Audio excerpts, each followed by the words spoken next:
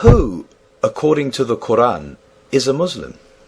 For the last 1450 years, Muhammad and his followers have arrogantly but falsely appropriated the term Muslim only to themselves, thus excluding several other groups who were, by the definition of the word Islam, themselves Muslims centuries before Muhammad, his Quran, and his version of Islam. Let us explore the Arabic and Islamic reports themselves to prove the above statement. Before Muhammad was born, there were people in Arabia, both men and women, who believed in the God of Abraham only, without being of the faith of the Jews or of the Christians. They were called Hanifs in Arabic. The most illustrious Hanif was actually Khadija, the first wife of Muhammad.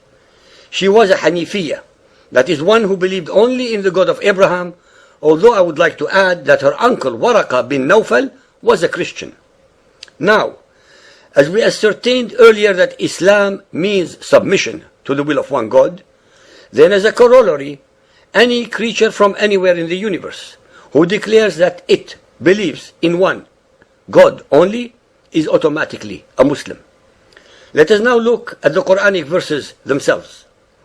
In Surah Al-Baqarah, that is chapter of the cow or heifer, verses 126 to 137, they say in the Arabic of the Quran that Abraham was a Muslim, Ishmael was a Muslim, Isaac was a Muslim, Jacob was a Muslim, Al-Asbat, that is the tribes of Israel, were Muslimun.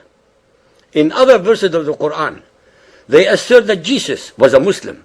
Miriam or Mary, the mother of Jesus, was a Muslimah. And the disciples of Jesus were also Muslimun.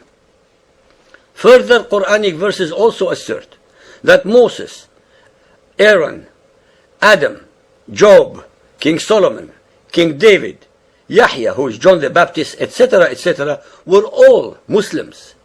One does not need a PhD degree to conclude that, since all the biblical characters mentioned above existed on the world scene between 2500 to 640 years before Muhammad's alleged revelations, then it means that they were all believers in the one and only God, which of course they all were. Hence, contrary to the indoctrination of the world by the followers of Muhammad and the other ignorant academicians, Islam did not, does not, and must never be the domain of the followers of Muhammad only. In fact, in a nutshell, all the Israelites and Jews that have ever lived, all the Jews of the present time, and all the Jews in the future were, are, and forever will be Muslims, that is, believers in the one and only God of Israel.